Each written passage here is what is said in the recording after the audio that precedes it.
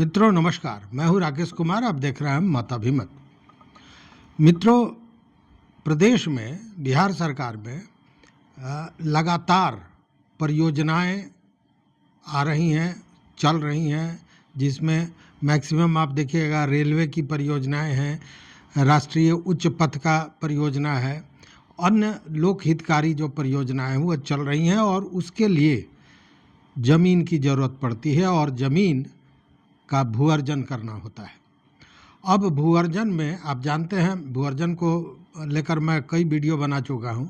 भू-अर्जन में कितना झोल झाल है ये आप जानते हैं।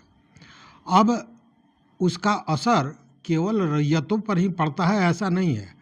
सच पूछिए तो ये जो भू-अर्जन विभाग का झोल झाल है, जिसके चलते योजनाएं लंबित होती हैं, लंबे समय तक वो पूरा नहीं हो पाती हैं, चूँकि सही ढंग से ज़मीन नहीं मिल पाता है।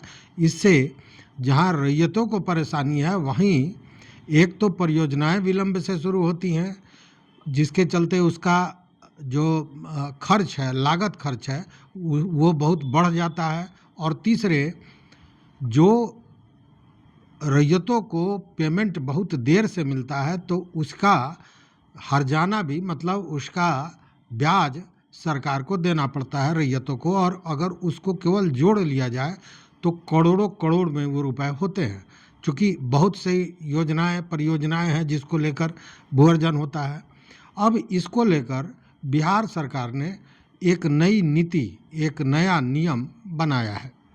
अब ये बड़ा महत्वपूर्ण निर्णय है और इसको लेकर सभी जिलों को यह निर्देश दिया गया है राजस्व एवं भूमि सुधार विभाग द्वारा कि भूमि अधिग्रहण 2013 की धारा 26(3) के तहत किसी भी भू-अर्जन की प्रक्रिया प्रारंभ करने के पूर्व जिला समाहर्ता द्वारा संबंधित क्षेत्र का बाजार मूल्य अद्यतन करना आवश्यक होगा।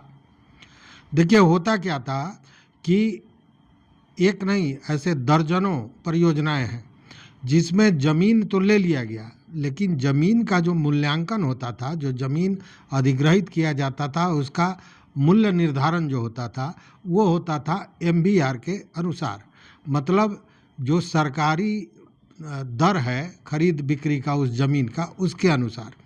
और एक नहीं, कई जगह आप देखेंगे कि लंबे समय से उस ज़मीन के MBR का पुनरीक्षण नहीं हुआ है।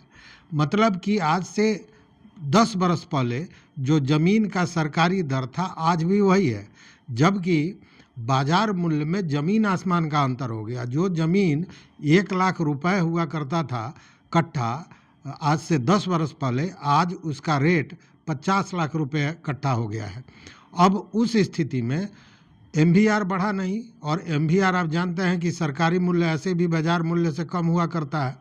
वैसी स्थिति में यह मामला चला जाता था कोर्ट में और मामला अटक जाता था, या फिर लारा कोर्ट में चला जाता था, मतलब जो प्राधिकार बना है इन मामलों को सुलझाने के लिए वहाँ चला जाता था, और ये प्रक्रिया लंबी समय तक चलती रहती थी, जिसके चलते इस तरह का प्रावधान किया गया है। इसमें कहा गया है कि भूमि अधिग्रहण 2013 की धारा 26(3) के तहत कोई भी ज़मीन अगर भू-अर्जन करना है तो उसकी जो प्रक्रिया शुरू होगी उसके पूर्व ही जिलाधिकारी, जिला समाहर्ता क्या करेंगे कि उस ज़मीन का बाजार मूल्य के अनुसार उसका MBR तय करेंगे, मतलब उसका मूल्य निर्धारण कर लेंगे। एक बार पुनरीक्षण MBR का करना पड़ेगा, ताकि उससे 2-3 लाभ है। एक तो मामला फंसेगा नहीं, दूसरी बात कि उससे एक दूसरा लाभ ये होगा कि रैयतों को बाजार मूल्य के लगभग पैसा मिलेगा, मतलब न्यायोचित जो मूल्य है वो रैयतों को मिलेगा। और स्वाभाविक है कि जब मूल्य मिलेगा रैयतों को सही ढंग से तो फिर विवाद नहीं बढ़ेगा।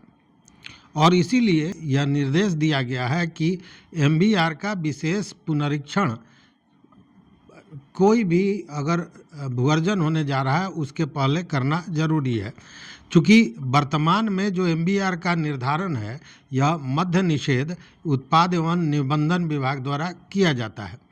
कई जगह लंबे समय से एमबीआर का अद्यतन नहीं हुआ है। इसको लेकर कई मामले फंसे हुए हैं, कई मामले लारा माने प्राधिकार में चल रहा है, लारा कोर्ट में चल रहा है, कई मामले न्यायालय में चल रहे हैं। तो इसलिए ये कहा गया है। दूसरी बात ये कि बाजार मूल्य और जो अधिसूचित मूल्य होता है, एमबीआर का मूल्य होता है, उसमें इसके चलते भारी अंतर हो गया है और ऐसी स्थिति में भूमि अधिग्रहण की प्रारंभिक अधिसूचना में विलंब की संभावना हमेशा बनी रहती है। इस अंतर को पाटने के लिए और समयबद्ध भू अर्जन हो जाए, इसी के लिए यह निर्देश जारी किया गया है। जहां एमबीआर अद्यतन नहीं हुआ है और भूमि अधिग्रहण की अधिसूचना प्रकाशित नहीं हुआ है, वहां विशेष पुनरीक्षण के प्रावधान के अंतर्गत यह कार्रवाई जिला समाहर्ता को करनी है। देखिए, बिहार स्टाम्प संशोधन नियमावली 2013 के उप नियम 7 के तहत यह प्रावधान है कि औद्योगिक परियोजनाओं, आधारभूत संरचना, आवासीय विकास अथवा अन्य विशेष परिस्थितियों में केंद्रीय मूल्यांकन समिति द्वारा संबंधित क्षेत्र के एमबीआर का विशेष पुनरीक्षण किया जा सकता है। यह एक विशेष अवस्था में दिया गया है कि अगर इस तरह की बात होती है तो विशेष रूप से इसका पुनरीक्षण किया जा सकता है।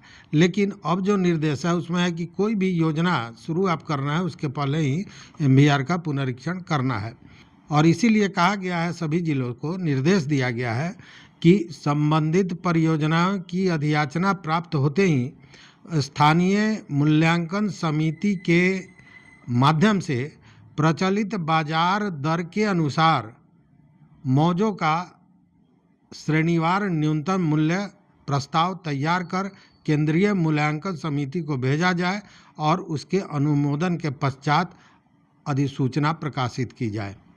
मतलब जो जिला में पुनरीक्षण के लिए समिति होती है, उस समिति में 5-6 लोग होते हैं, वो उसका एमबीआर का पुनरीक्षण कर लेंगे और उसके बाद उसको केंद्रीय मूल्यांकन समिति को भेजेंगे, वहाँ से अनुमोदन होगा और उसके बाद प्रक्रिया चालू हो जाएगी।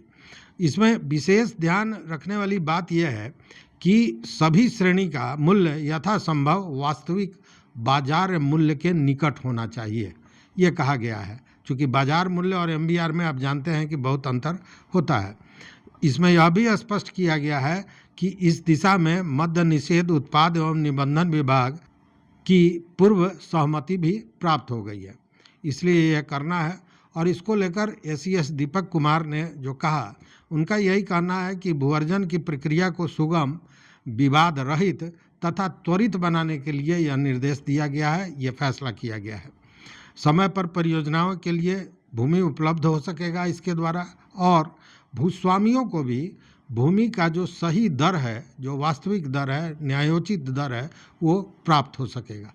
तो यह एक अच्छी बात है। हालांकि देखिए, यह नियम आज नहीं बना है, यह नियम बहुत पहले से है।